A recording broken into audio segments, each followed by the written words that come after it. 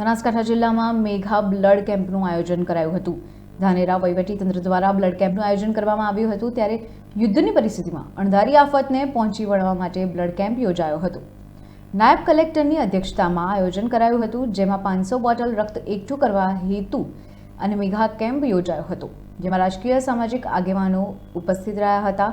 એ સાથે તમામ વર્ગના લોકોએ રક્તદાન કરીને સહયોગ આપ્યો હતો। ત્યારે ધાનેરા પોલીસ કર્મીઓએ પણ મોટી સંખ્યામાં રક્તદાન કર્યું હતું। તેઓએ કાયદાકીય વ્યવસ્થા જાળવવાની સાથે પોતાની જવાબદારી સમજીને રક્તદાન કર્યું હતું।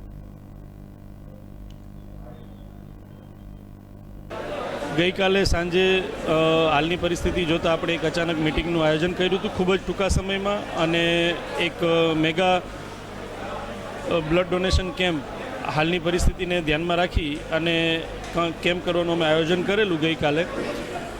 માનનીય કલેક્ટર સાહેબની સૂચનાથી ધાનેરા તાલુકા વહીવટીતંત્ર દ્વારા આ પહેલ કરવામાં આવેલી, અને આજે 10 તારીખે સવાર 8થી 12ના સમયગાળામાં આ કેમ્પનું આયોજન કરેલું છે, જેમાં અંદાજે અત્યારે 100 બોટલ જેટલું બ્લડ તો આવી ગયું છે।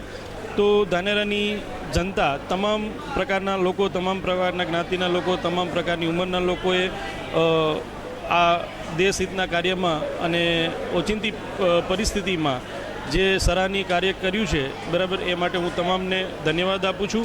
અને આવી જ રીતે અમે આગામી 2-3 દિવસમાં મોટા જે ધાનેરા તાલુકાના ગામડાઓ છે ત્યાં પણ અમે આ કેમ્પ ચાલુ રાખીશું, જેથી કરીને આપણી જે 2 બ્લડ બેંક છે, ધરતી બ્લડ બેંક અને વ્હાઇટ ક્રોસ બ્લડ બેંકની અંદર કોઈ પણ બોર્ડર ઉપર અણધારી પરિસ્થિતિ આવી પડે તો ઇમરજન્સી પરિસ્થિતિમાં આપણી પાસે એક સફિશિયન્ટ માત્રામાં બ્લડ અવેલેબલ હોય એના માટેની આ પહેલ કરવામાં આવી છે, અને એના માટે અમને ધાનેરાની પ્રજાનો ખૂબ સારો સહકાર અને તમામ લોકોનો ખૂબ સારો સહકાર મળેલો છે।